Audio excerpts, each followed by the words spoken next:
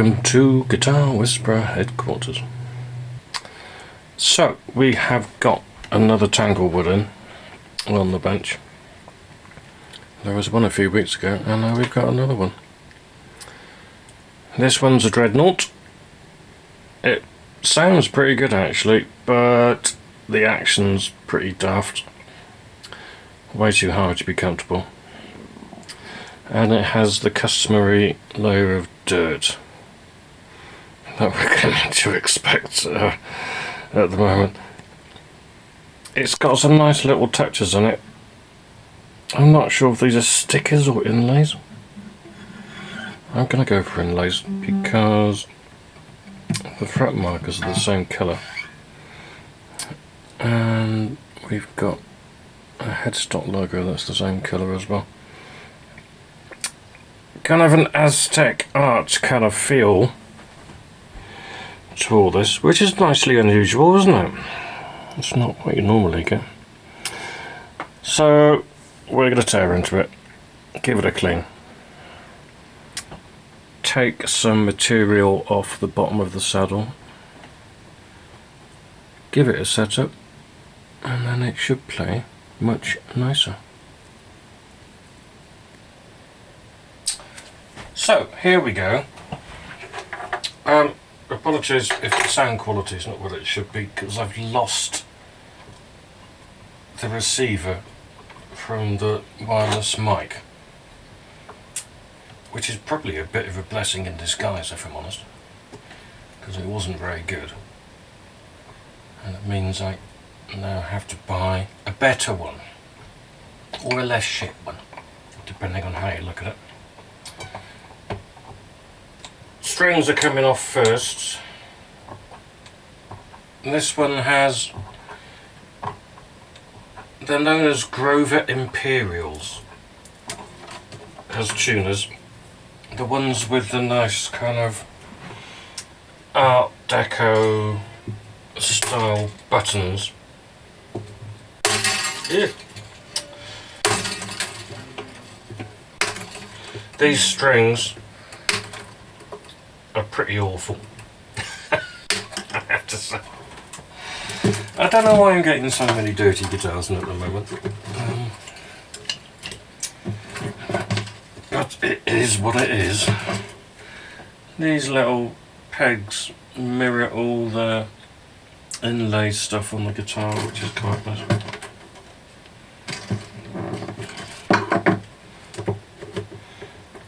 I've probably mentioned this before, but Tanglewood is a company owned by a local fellow called George, who also owned a very large music store in the middle of town for many years. And to be honest, they're a bit of a mixed bag. You can get some really cheap, nasty ones,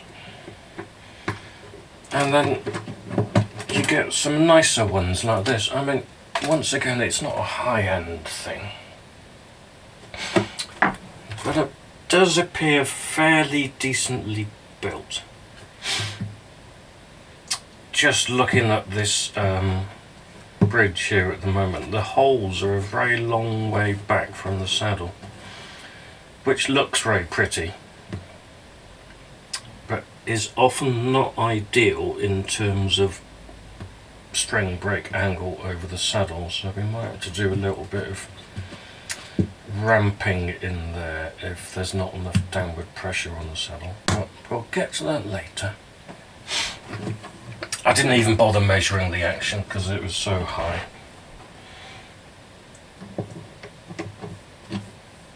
The guy who owns it will be happy with any kind of difference in the playability in a positive way. There does seem to be a shim down here. Nearly hit me in the face. Yes.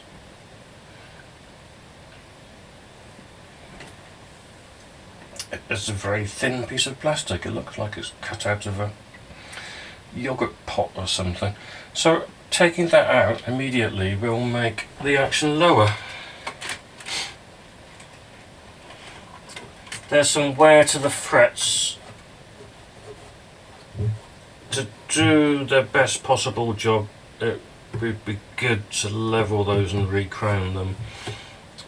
But say the guy who owns it said as long as the action comes back lower than it was before, I'm happy. It doesn't have to be, you know, super duper low. So what we're going to be doing is taking this saddle, using this fancy jig which will hold it vertically, and then taking off some material from the bottom of the saddle. This thing ensures that the newly sanded bottom of the saddle is perfectly straight and perfectly square, because that's kind of important on an acoustic.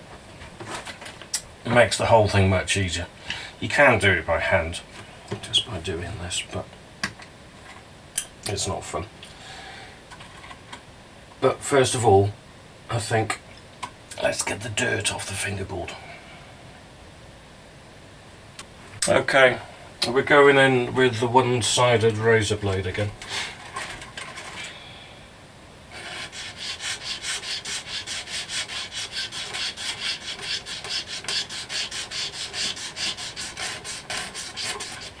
No, that's coming off fine. It's nowhere near as bad as the Aria. I don't think any guitars have ever been as bad as the Aria. So that's a slightly meaningless statement. But it's fairly dirty. We'll give it a scrape like this first. And then we'll go back over it with some cleaning solution and paper towels as well.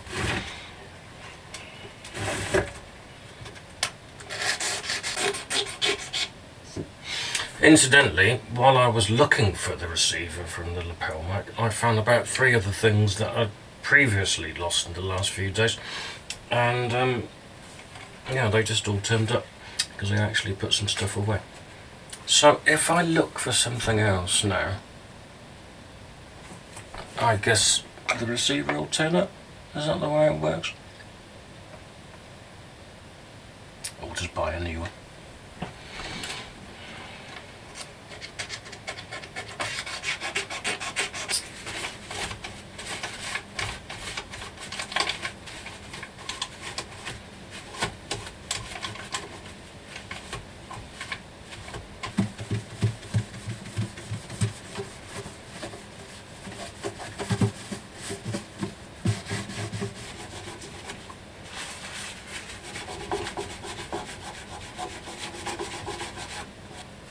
Okay, scraping done.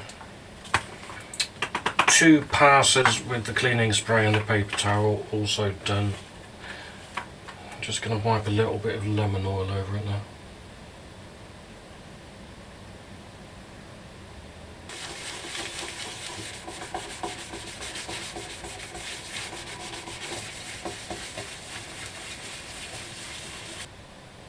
So there you go. Fingerboard looks much nicer. It is much nicer. Gave the rest of it a clean as well. It's got some nice little design and construction touches. The binding on the fingerboard and the body appear to be, well, it's wood, a pale wood, possibly maple, and the back's nice as well. It's got some nice little touches, like I say. There's a diamond-shaped volute here, and some nice grain in the wood. I don't know if it's laminated or solid. I'm guessing possibly laminated. But no, it's quite a pleasant little thing. Just going to check that the truss rod turns, and yeah, that's fine. Bit squeaky, but it does turn fine. That's good. There was a little bit too much relief in the neck before I started, so we'll just give it an extra little tweak for now. This will all be checked properly once we've got the strings back on and things like that. So the saddle, which is here,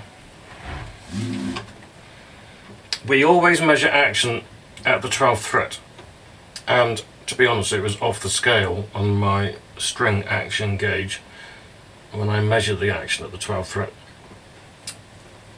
So the rough, well, not a rough rule of thumb, it is the rule of thumb, is that if you want to take a millimetre off the action here, you have to take 2 millimetres off the height here.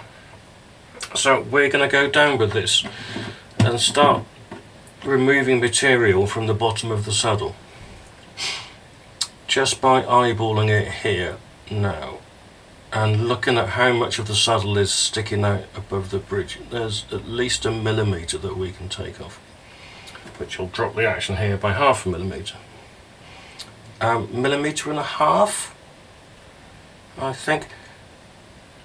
We may, like I said earlier, run into some issues with the brake angle over the saddle going down to the bridge pins, but we'll see what that's like after we've taken some material off here.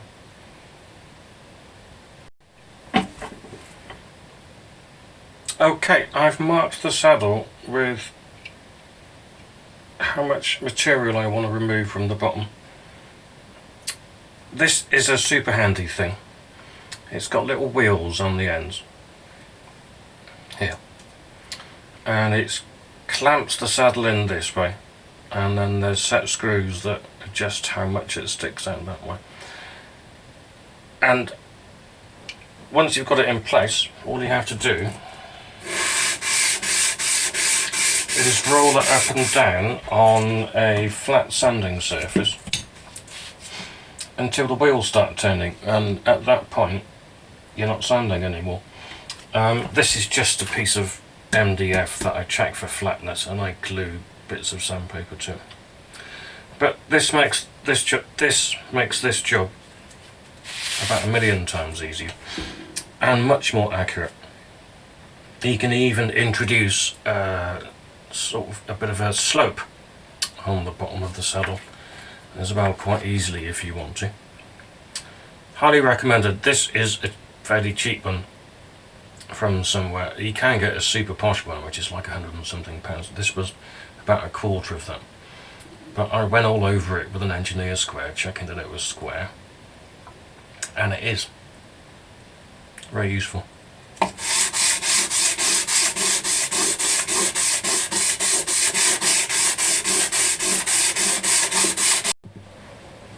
Okay, some material has been removed, a fair bit actually, and I've popped it back in the guitar, and I'm going to restring it now. See where we are at action wise. Well, I just put the low E on and measured it, which isn't the most accurate way, just with one string, because you haven't got the full tension on the neck. But like that, it's down now to about 100th now. Let's check again. Yeah, we're on about 100, and it was off the chart before, which would mean sort of 150 plus. So it's come down 50 thou, or thereabouts 40 thou. I'm going to string it up like this, I think. We haven't got a mad amount of saddle sticking out the top of the bridge now, and so we can't go too low. So I'm going to string it up like this and have a play with it, see what it feels like, see if it's buzzing anywhere, and then we'll make a decision after that.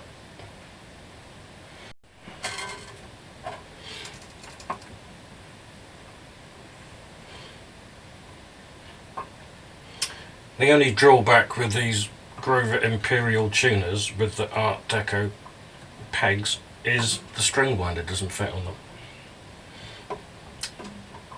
So I'm having to wind by hand, which is mildly annoying, but it's only going to take me another extra few minutes.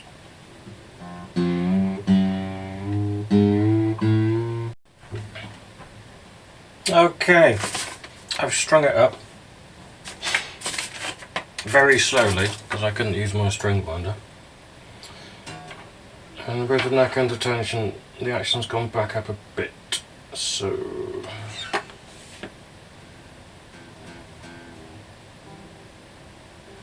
we could add a bit more tension to the truss rod, that'll take it back down again. The first fret action is pretty good actually, it's pretty much where it should be. So what I think I'll do, I'll tighten the truss rod a teensy weensy bit and then take a little bit more off the saddle. I reckon we could get away with a millimetre actually, looking at that. There's not much of a brake angle over the bridge, so we'll have to pay attention to that now that we're lowering the saddle right down. But if it needs ramping, it needs ramping, and that doesn't take long. Just been measuring how much saddle is exposed, and we can only take a bit more off, about 0.75 of a millimetre. I'll try and measure that as best as I can with the calipers to make a mark on the saddle, so we'll go down to that, and that's as much as we can safely take off at the moment.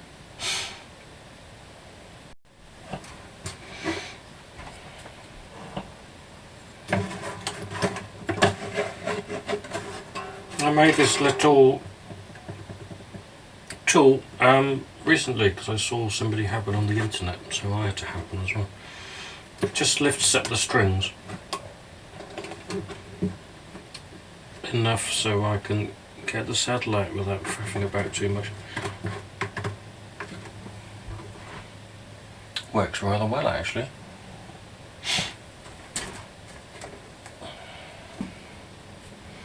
There we go, I've taken off another tiny bit then, less than a millimetre. Any lower than that will require some modifications to the bridge, which isn't a massive deal. With acoustics, it's very different to how you set up electrics. Electrics, you just turn little grub screws and stuff, mostly, and you just done that way. Acoustic adjustments, apart from the truss rod, tend to be either sanding bits off things or attaching shims to things to get them in the right place. So it is a very different kind of process. You're still adjusting the same things, just in a different kind of way. Alright, let's get this saddle back in then and see how we're doing.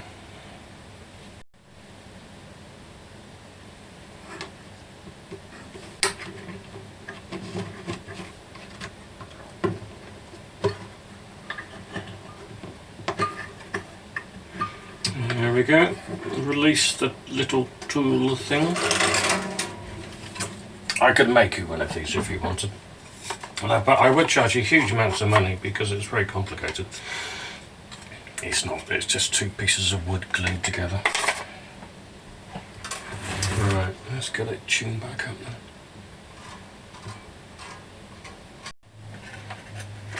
then. Okay, back in. Tuned up a bit.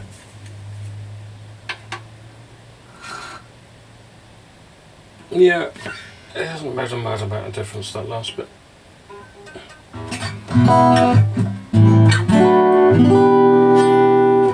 But the guitar, with all the adjustments made here, is playing much better than it was.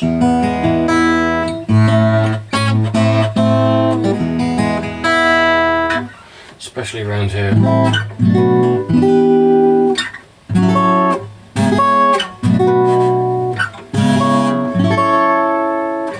Well, it's playable now, and it wasn't really playable before, so that's definitely an improvement. I'll let it sit overnight, because we've been playing with the truss rods and things and changing strings, and we want to make sure everything is where it's going to be in the long term. So let it settle in a little bit. But we're getting there. The brake angle problem that I thought might arise hasn't, luckily, although there's not much more adjustment there that you could do without having to do some string ramping. But yeah, I'd say barring another check tomorrow, this one's done. Thank you for watching.